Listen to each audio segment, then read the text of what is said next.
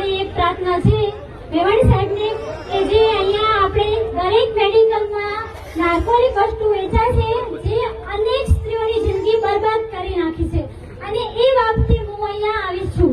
જે મારી પ્રાર્થના મેવાણી સાહેબને સ્વીકાર કરી અને આગળ પગ વધારી અને અમને સૌને જિંદગીની નવી રાહ દેખાડવાની છે.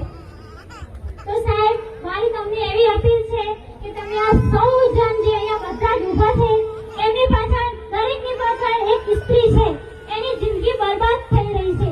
દરેક મેડિકલમાં દરેક સ્ટોરમાં એક જ નાર્કોટિક વસ્તુ વેચાય છે, ધારો કે drugs, Fortwin injection, Avil injection, pregabalin tablet, નશાની દરેક એવી વસ્તુ છે જે અહીંયા એવું કોઈ મેડિકલ નથી કે જે અહીંયા ના વેચાતી હોય છે.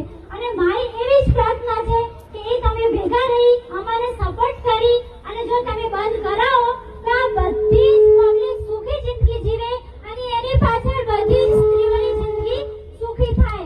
એની પાછળ મારી ખુદની સ્ત્રી છું, હું ખુદ એક સ્ત્રી છું, મારી જિંદગી બરબાદ થઈ રહી છે પણ આવી મારા જેવી અનેક સ્ત્રી છે, બધાની જિંદગી બરબાદ થઈ રહી છે. મારાથી એવું વીતે છે એના કારણે મેં આજે પગલું આગળ વધાર્યું છે જે તમારે મારી અપીલ સ્વીકાર કરી અને આ બધું બંધ કરાવવાનું છે.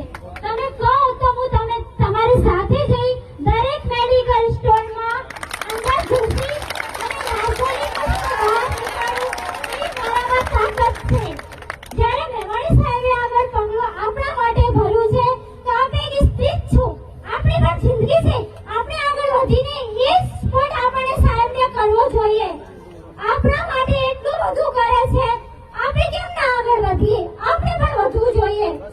દરેક સ્ત્રી મજબૂત થઈ જાજો. મારી પાછળ તમને એવી જ વિનંતી